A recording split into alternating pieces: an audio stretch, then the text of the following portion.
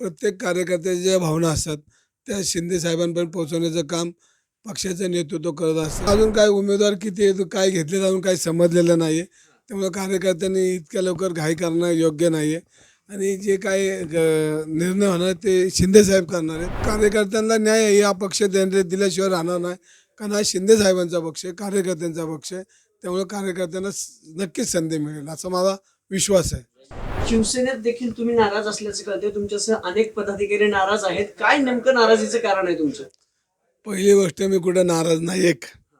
दुसरी गोष्ट जर कार्यकर्ते नाराज असतील तर त्यांच्या भावना त्या असू शकतात, त्यात ते गैर नाही, कारण हा कार्यकर्त्यांचा पक्ष आहे आणि शिंदेसाहेब नेहमी म्हणतात की कार्यकर्त्यांचा पक्ष कार्यकर्ते हेच पक्षाचे खरे नेते आहेत आणि त्याच्यामुळं प्रत्येक कार्यकर्त्याच्या ज्या भावना असतात त्या शिंदे साहेबांपर्यंत पोहोचवण्याचं काम पक्षाचं नेतृत्व करत असतं.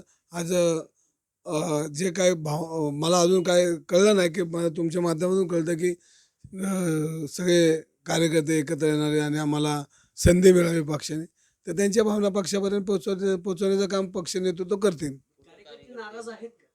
नाही, पण अजून काय उमेदवार किती आहेत काय घेतले अजून काही समजलेलं नाही आहे. त्यामुळे कार्यकर्त्यांनी इतक्या लवकर घाई करणं योग्य नाही आहे आणि जे काही निर्णय होणार ते शिंदेसाहेब करणार आहेत. त्यामुळे कार्यकर्त्यांनी संयम ठेवला पाहिजे आणि जेणेकरून कार्यकर्त्यांना न्याय आहे हा पक्ष दिल्याशिवाय राहणार नाही, कारण हा शिंदे साहेबांचा पक्ष आहे, कार्यकर्त्यांचा पक्ष आहे. त्यामुळे कार्यकर्त्यांना नक्कीच संधी मिळेल असा माझा विश्वास आहे. रवींद्र धंगेकर नाराज आहेत का? कारण तुम्हाला बैठकीला महायुतीच्या बैठकीला तुम्ही दिसले नाहीत. वरिष्ठ तुमचे नेते होते, मंत्री होते. त्याच्यानंतर तुम्ही मुलाखती घेतल्या आणि तुम्हीच महायुतीच्या बैठकीला नाही. नाही, ही अंतिम बैठक नव्हती.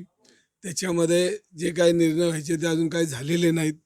पहिले बैठक बोलवली तर ही आपली एकमेकाशी गप्पा मारायला बोलले, त्याच्यामध्ये कुठलेही निर्णय नाही आले आणि ती काय अंतिम बैठक नव्हती. त्यामुळं आणि शेवटी कार्यकर्त्यांच्या भूमिकेत मी असल्यामुळं एवढं मला स्वतःला वाटत नाही की मी एवढा मोठा नेता आहे किंवा एवढं मोठं मी काय त्यांना वाटत असेल की यांची गरज नाही.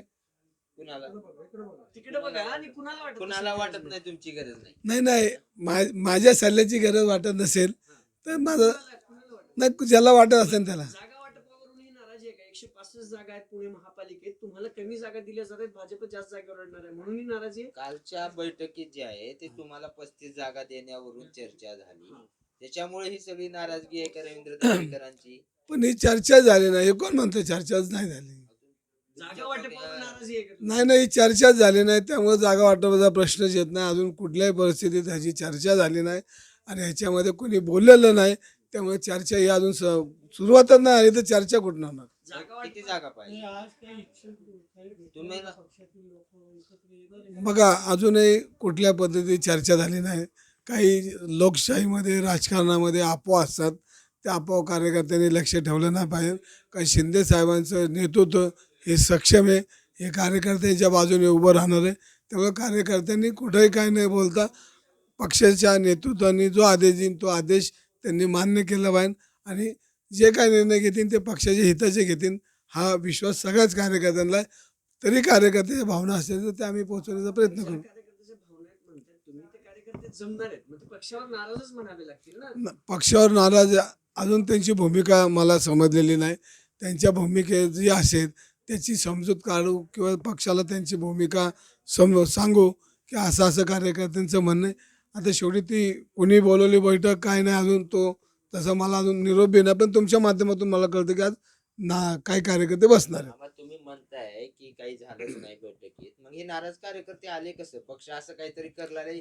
आता तुम्ही ग्राउंड लेवलला काम करताय, सगळे नगरसेवक लेवलला काम करतात, त्यांना कळालं असेल ना पक्ष असं काहीतरी करते, इथली जागा सोडते. नाही नाही नाही, ह्याच्या तुम्हाला मी सांगतो की राजकारणामध्ये अफवा पसरत असतात. त्या अफवा त्यांच्यापर्यंत पोचली असेल आणि त्याच्यामुळे विरोधक बी बाकीच्या पक्षाचे बी लोक तुम्हाला 5 जागा देतील, 2 देतील, 10 देतील, 20 देतील, असं काहीच अजून झालं नाही. त्यामुळे कार्यकर्त्यांनी संयम राहिला पाहिजे, संयम टिकायला पाहिजे. किती जागा मागणार आहात तुम्ही? मला बोलू खाली का? किती जागा मागणार आहात तुम्ही? आज 6 वाजता आमची बैठक होईल. त्या बैठकीत सगळ्यांच्या विचाराने ज्या जागा आहेत त्या जागेची बोलणी होईल आणि तसा अहवाल शिंदे साहेबांकडे जाईल. तो आमचं संध्याकाळी कळेल किती आम्ही जागा. नाराजची आहे का पक्षाची आहे का? अहो, कुणाचं द्यायचं? नाराज कोणच नाही. नाराज कार्यकर्ता राहू शकत नाही, कारण कार्यकर्ता पक्ष नेतृत्वावर विश्वास ठेवत असतो. तुम्ही किती जागा मागणार आहात?